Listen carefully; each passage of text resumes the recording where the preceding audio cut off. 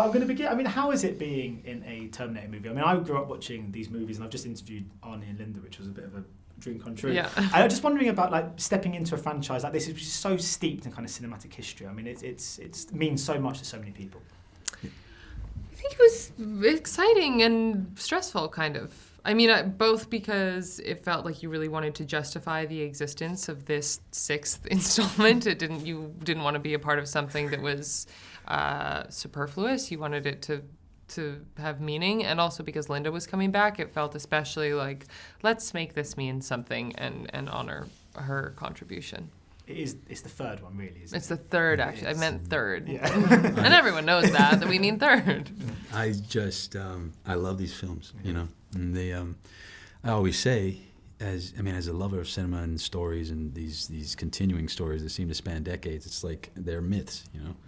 And they're our modern myths, and these characters will be around for some time. And just the fact that it was able to span generations and even be an option, even be an opportunity at this time to be in the continuation of the story is just, you know, beyond my comprehension. But I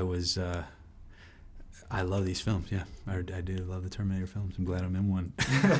Because when I was saying I was like 10, it was like one of the first films that made me realise I love cinema. What would you say? What was your equivalent? What was the film? Do you remember when you were a child that you first watched that made you realise how much you loved cinema? Maybe it was something you'd like to get into one day. I love The Princess Bride. Yeah. It was also the movie that my school used when the teachers didn't want to teach, so I just saw it so many times, and I just loved that sort of multi-stage epic storytelling. When I was young, you know, we didn't have much, but we did have 2 VHS tapes recorded on super long play, so I had 6 movies that me and my brother watched all the time, dude, and one of them was Breakin', The Last Dragon, Barry Gordy's Last Dragon, and Return of the Jedi. And the other one was Willow and Major League.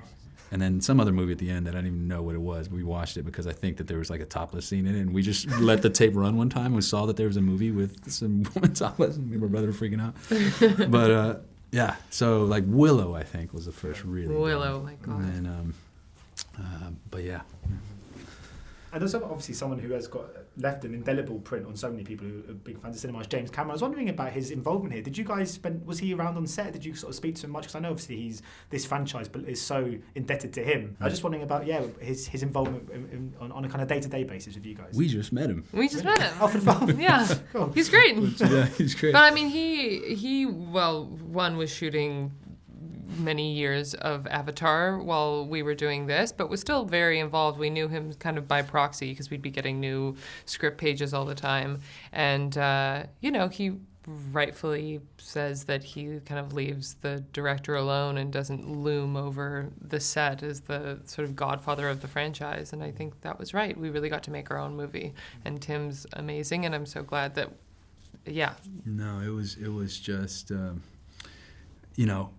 what we know of him as this movie Midas, this guy who makes these films that span across the globe, and he just in talking to him was really, really cool. It was kind of a weird moment because I have friends when I was an actor back in Austin, Texas. They're like, "Dude, you kind of look like the dude from Entourage," because I had like curly hair or whatever.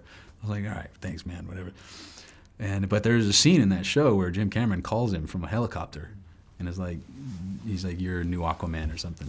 And just the other day when we were on our Skype call, I was having this weird, maybe my friends had some kind of like vision, they saw it beforehand. It's because there he is talking to us, kind of wishing us well, and you guys are about to go on this press tour, and good luck, and I believe in you. And so yeah, it was great to meet him. I just love, my favorite Jim Cameron story is from a TED Talk where he was like, Titanic got made because he just wanted to go to the bottom of the ocean and see the Titanic. So he created a story around that so that he can pitch to the studio, and they bought it. And he's like, all right, now I have to make a movie around this submersible that I'm building. Yeah. Well, thanks so much for your time. Much appreciated. Yeah.